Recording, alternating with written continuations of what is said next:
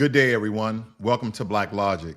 President-elect Donald Trump is preparing to rapidly enact his legislative agenda as he assumes office in January of 25, with the Republican Party holding narrow control of Congress.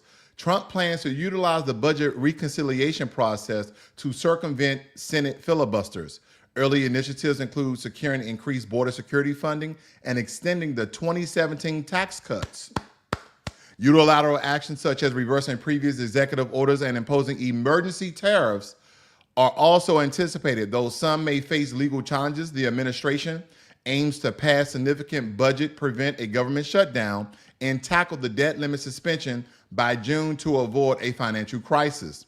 The urgency is underscored by the potential for losing congressional control in the 2026 midterm, necessitating swift action to accomplish the administration goals. Now, as we see here, that Trump's protest aside, his agenda has plenty of overlap with Project 2025 that was created by the Heritage Foundation. And I stated this before, that there is some residue, there's some overlap, there are some things that are very, very similar, but all those dire situations that a lot of the left news media with the Democrats and liberals were trying to say that President Trump was essentially going to use the Project 2025 plan in replacement of his Agenda 47 plan is a lie. It's actually false. But are there some similarities? There are.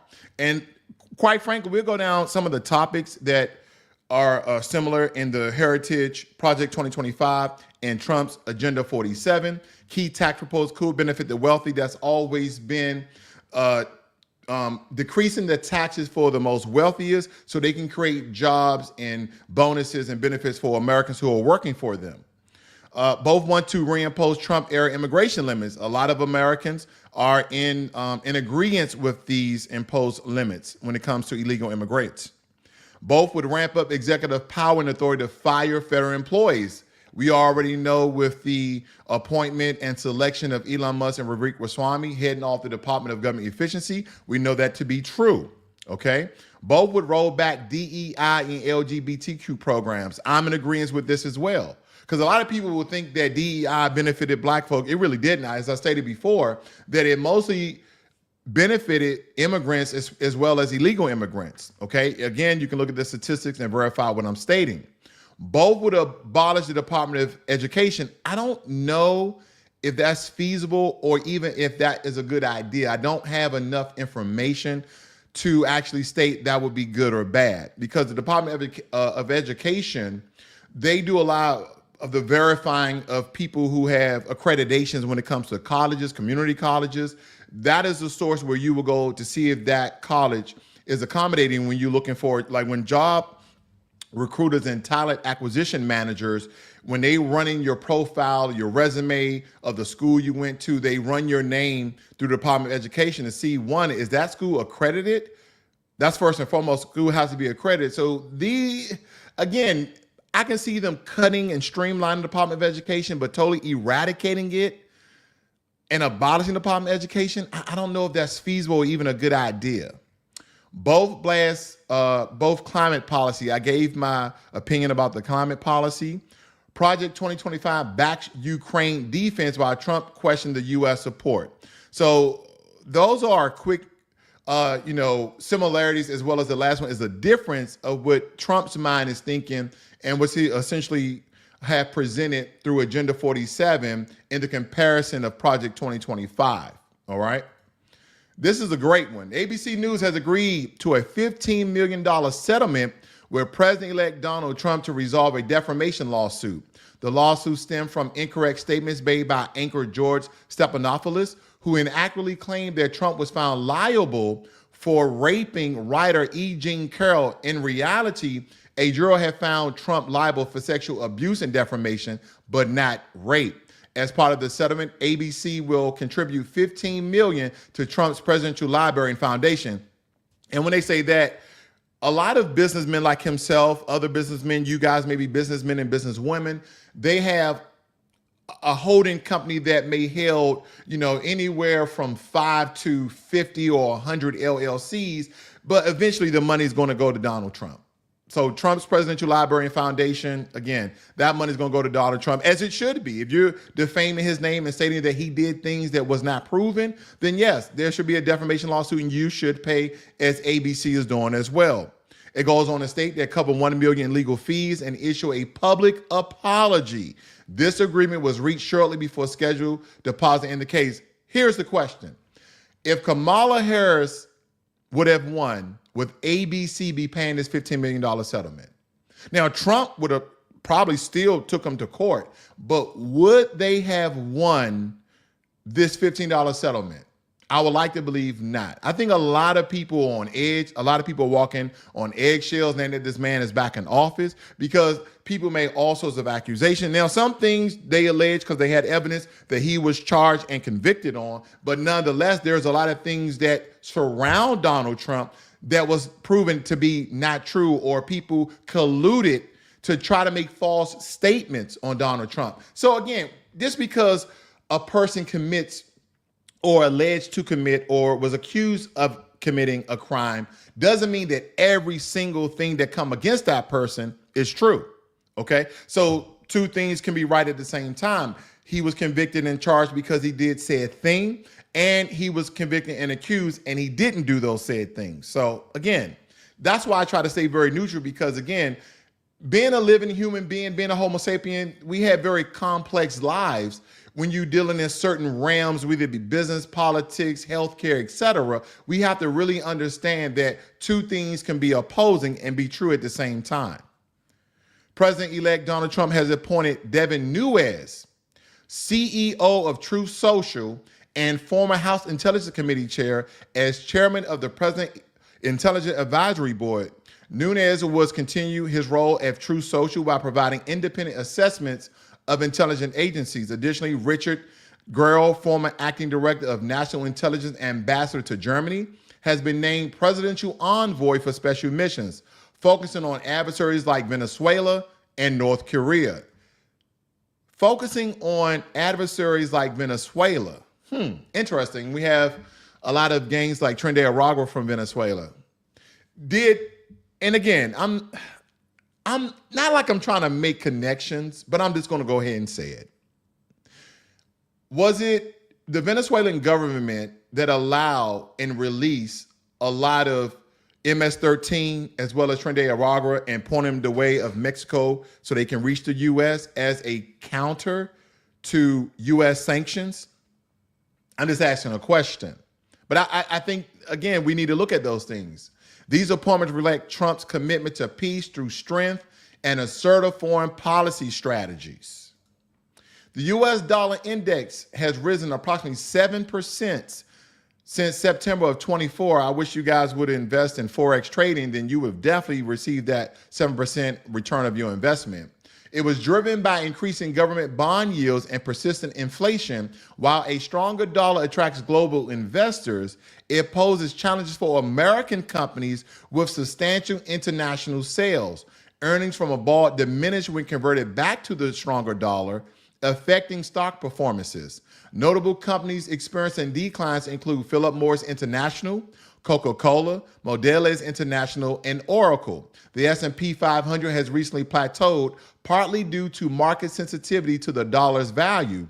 Further movements of the dollar will continue to influence these companies' financial health and broader market trends. I believe this is go along with a bigger plot to move jobs back to America and continue to strengthen the U.S. dollar and lower inflation for America. So this is somewhat of a strategy long-term, and we can see how this is going to pan out over the next 4 years while Donald Trump is in office with J.D. Vance.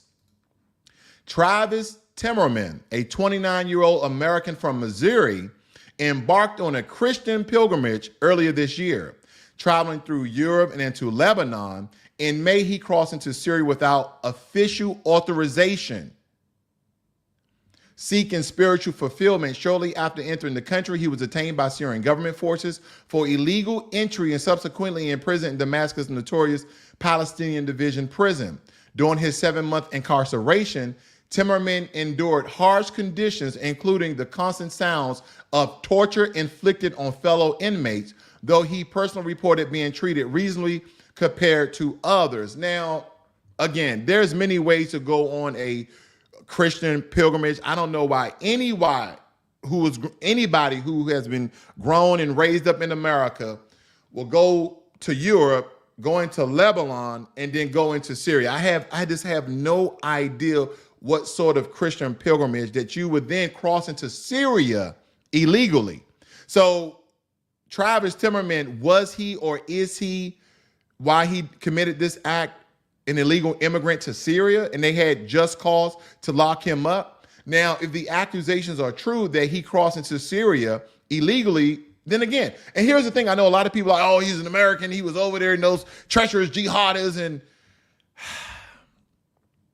can we be truthful with one another? Just as well as we don't like illegal immigrants inside of our country, don't you think, as I stated before, that when all these other countries who may not be as advanced or as powerful as America, how they had these strict borders, and when they find people who are illegally in their country, they lock them up? I just said this the other day. This is true. Because this is how other countries treat people who are illegally in their country. They lock them up. And a lot of times they throw away the key unless we have information. Now, the U.S. is working directly with HTS, that's Hayat Tahrir al-Sham, the Islamic rebel group that recently overthrew Syria's government, to locate missing American journalist Austin Tice. Tice disappeared in 2012 while covering the Syrian civil war and is believed to be alive. The fall of President Bashar al-Assad regime has led to regional instability, prompting U.S. Secretary of State Antonio Blinken to engage with Middle Eastern leaders to support Syria's transition and ensure stability. Now, one thing to think about when we look at this story right here. So a lot of people was having, stark reminds and remarks about who they believe to be Austin Tice, a journalist who was over there during 2012 and still to be alive. Now, he's nowhere to be found, but this gentleman here is Travis Timmerman. And Timmerman's unexpected release occurred among significant political upheaval as rebel forces advanced and ultimately overthrew President Bashar's regime. Prisons across Syria were opened, leading to the liberation of numerous detainees. Timmerman was among those freed by rebel fighters who stormed the facilities. Following his release, he was found by Damascus residents appearing pale with a shaggy beard, indicative of prolonged captivity. Initially, there was confusion regarding his identity, with some mistaking him for missing journalist Austin Tice. However, Timmerman confirmed his identity and recounted his journey and imprisonment. And here's just some advice. If you guys are going on a Christian pilgrimage and you're trying to find the remains or evidence of Jesus Christ, if you're going to do it officially. And I would avoid countries like Lebanon, Syria, places like that. Okay, just a bit of advice. Again, we are not allies with a lot of these countries where we have biblical evidence or biblical truth, so to speak, of remains or holy places that we believe that exist to this day. Now, after his release, Timmerman faced challenges finding safe passage out of the country. Eventually, he was located by U.S. military personnel and was evacuated to Jordan, where he received medical evaluations and assistance. His family, who had lost contact with him in May and were unaware of his whereabouts, expressed immense relief upon learning of his safety. They had feared the worst during his months-long disappearance and are now focused on his recovery and return home. Timmerman's ordeal highlights the dangers faced by foreign travelers in conflict zones. Absolutely. I think nobody goes to the Travel US website to see what countries on the alert, whether it be, 1 alert, 2 alert, 3 alert, they have all these rankings and they have color coded yellow, red, green, brown. They have all these colors to let Americans know. Be cautious if you're going to travel to these countries. They also have all these regulatory classifications stating that we do not advise you traveling to this country during this time, or we don't advise you traveling to this country at any time, because we are not allies of these people. We're actually adversaries of these people, or the government themselves, not the actual people. I regress. So we have to look at these travel safety and security advisors before we just travel to a lot of these questionable countries. Again, just understand where you're traveling and the relationship they have with America. Because don't forget, there's quite a few Middle Eastern countries that America are not allies with. It states that the U.S. government continues to prioritize efforts to locate and secure the release of missing Americans in the region, emphasizing the complexities involved in such operations, mostly in the aftermath of Assad regime collapse. And this is why this is important, that I believe that the Trump administration to really stay out of this as much as they can. Again, President Putin has allowed the refugee, the former president of Syria, Bashar al-Assad, to take refuge in Russia. And at the same time, under his charge and under his government, Travis Timmerman was in prison. So we have an American and I'm not going to go over the connections again because I believe you guys know exactly where I'm going. If not, check out yesterday's broadcast and you understand exactly what I'm referring to. Following the overthrow of Bashar al-Assad's government, top diplomats from the U.S., Arab League, and Turkey convened in Jordan to discuss Syria's future. The meeting resulted in a joint statement calling for a ceasefire and a local-led political transition aiming to stabilize the region among ongoing tensions. Turkey has reopened its embassy in Syria, and the U.S. has acknowledged direct contact with Syrian insurgent groups to facilitate a peaceful transition. Wow. Never mind. America is already in it. America is already in this because we're now with Turkey and the Arab League going to appoint a new president of Syria. We are in the mix. As we say in the military, we are in the we're in it now. We're in it now because we're now going to appoint. And of course, we're going to appoint someone who is favorable to the Arab League, to Turkey, and as well the United States of America. We understand that. We understand we're going to appoint someone who's friendly or who will take as partners because, again, we're going to be in direct connection of appointing someone to be president of Syria once again. And while Bashar al-Assad takes refuge in Russia, and never mind, I digress. In a recent interview, President-elect Donald Trump emphasized plans for a unifying inaugural address, but did not rule out potential legal actions against political opponents, including figures like Liz Cheney. I told Liz Cheney, not directly, but indirectly, to leave Donald Trump alone. He indicated that such decisions will be at the discretion of his appointed Attorney General and FBI-directed nominees. And we understand the FBI-directed nominee is going to be Kash Patel, who believes that the FBI, before his selection, is a gangster government law enforcement entity. Trump also discussed policy positions on immigration and defense, signaling possible shifts in the upcoming administration. Now, a lot of these people who went after Donald Trump and after his first presidency, they stated that, well, he didn't go after them then. But now this is going to be his second and final term. He may be looking for restitution, recompense, $15 million from ABC, the first recompense of the defamation of his character and lies that they bestow upon Donald Trump.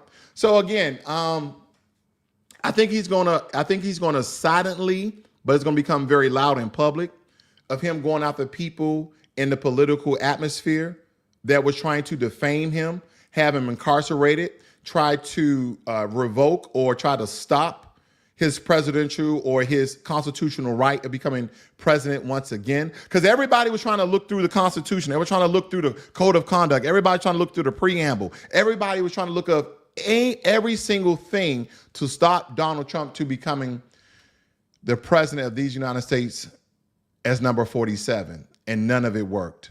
And I told people, you need to stay out of this man's way. Because the American people, again, with their vote, spoke loud and proud that they want Donald Trump to be the 47th president because they believe that he's going to do the right thing by America and they're going to do the right thing about the economy altogether. So there you have it, ladies and gentlemen. I thank you all for joining me here. I see Jermaine Anderson, Ricky Manor, Volvo. Thank you guys all for joining me here this late afternoon. But nonetheless, you guys have a great and wonderful day. This is Blacklogic.